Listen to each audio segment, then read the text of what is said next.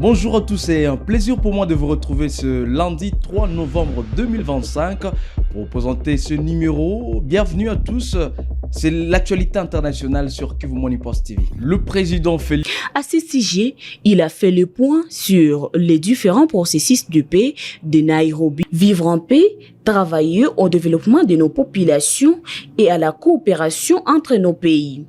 Et puis le secrétaire général des Nations Unies, Antonio Guterres, a appelé à la cessation des combats et à la mise en œuvre effective des différents accords de paix entre les parties prenantes à la crise qui secoue l'Est de la RDC. Cet appel intervient après la conférence sur la paix et la prospérité dans la région des Grands Lacs tenue à Paris, où la situation humanitaire a été mise au premier plan. Regardez. Tout au long de ces processus, les Nations Unies continueront de soutenir les efforts de paix, notamment à travers l'appui de la MONUSCO à la mise en œuvre d'un cessez-le-feu permanent, a-t-il ajouté dans un message à Kivu Morning Post. La situation sécuritaire et humanitaire s'est détériorée depuis l'offensive éclair du M23 en janvier 2025, au cours de laquelle les rebelles ont pris le contrôle des Goma et des Bukavu, contraignant Kinshasa à engager un dialogue alors qu'elle excluait jusque-là toute négociation avec les insucrés. Plusieurs initiatives de paix ont été lancées, aboutissant à la signature de plusieurs accords, dont l'accord de Washington entre Kigali et Kinshasa le 27 juin 2025 et la déclaration des principes entre Kinshasa et les M23 signée le 19 juillet 2025 à Doha, au Qatar. Et puis le porte-parole du gouvernement congolais Patrick Muyaya a appuyé l'idée de la réouverture de l'aéroport international de Goma soulevée à Paris lors de cette conférence. Selon lui, aucune partie en conflit ne devrait s'opposer à cette initiative qui s'inscrit d'ailleurs dans le cadre du respect des règles humanitaires et permettra d'acheminer une aide aux populations touchées par la guerre à l'est de la République démocratique du Congo. Je sais qu'il y a une grosse question qui revient souvent, c'est la question du couloir humanitaire, c'est la question de la réouverture de l'aéroport de Goma pour permettre d'accueillir les besoins, les biens dont on a besoin pour apporter l'assistance à nos populations. Alors, il faut savoir que le monde de l'aviation, parce qu'ici nous sommes dans l'aviation, est bien organisé. D'abord, ce sont les États qui appartiennent à l'Organisation de l'Aviation Civile Internationale, OACI. C'est pour ça qu'en République démocratique du Congo, les secteurs aériens est géré à deux niveaux.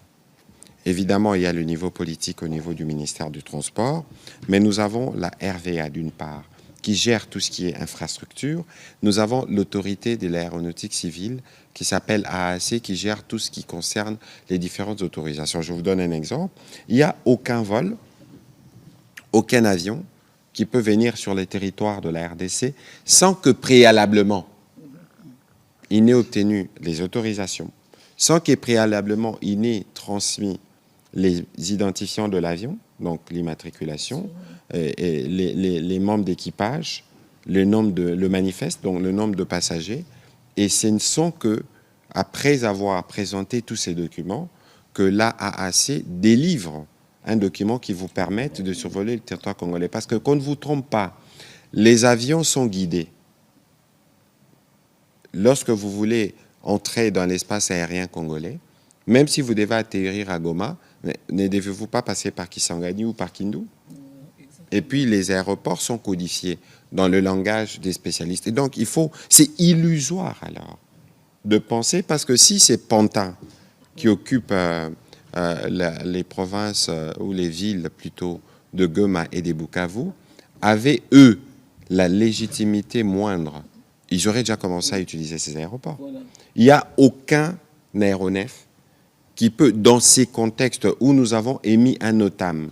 Un NOTAM, c'est un signalement que nous avons fait à l'OACI pour dire qu'aucun avion ne peut atterrir ni à Goma, ni à Bukavu, du fait de cette occupation rwandaise avec leurs supplétifs. Et donc, dès lors qu'on a pris ces décisions, aucun avion ne peut atterrir. Et donc, l'idée ici, parce qu'il y a une urgence humanitaire, parce qu'il ne faut pas oublier, même en droit de la guerre, quels que soient les contextes, on laisse toujours un couloir pour apporter de l'appui à ceux qui en ont besoin.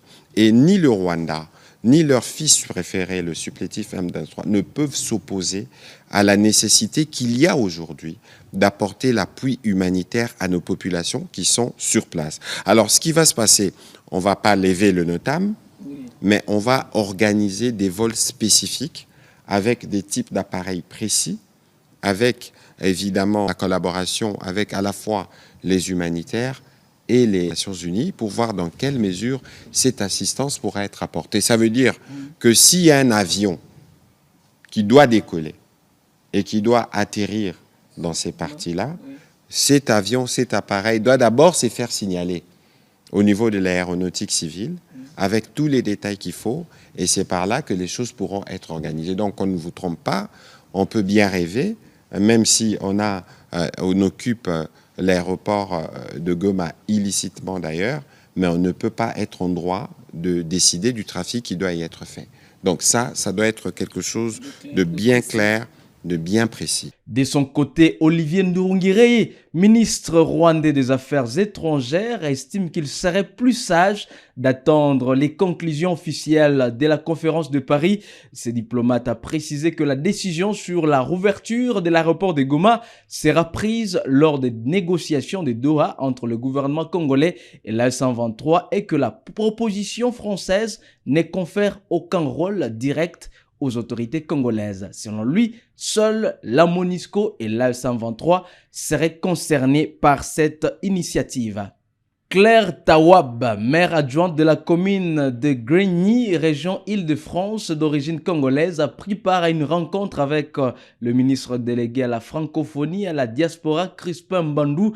À l'issue des discussions, elle a exprimé la satisfaction des élus français d'origine congolaise quant à la prise en compte de leurs préoccupations, notamment la question de la carte consulaire. Je vous propose de la suivre dans cet extrait.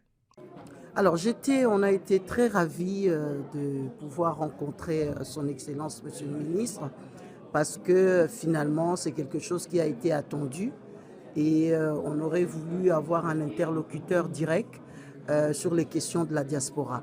Alors en tant qu'élue française, originaire de Congo-Kinshasa, j'ai été fière en tout cas du discours et des entretiens qu'on a pu avoir avec son Excellence Monsieur le Ministre, qui a été très clair, qui a vraiment exprimé ce besoin-là que nous avons à travailler ensemble par rapport et sur les questions qui concernent nos compatriotes qui sont ici et qui veulent parfois rentrer et qui veulent garder le contact avec le pays, parce que finalement, ça a été dit et c'était à l'unanimité, nous restons des Congolais, hein, malgré notre double culture française et congolaise, nous restons des Congolais et des Congolaises.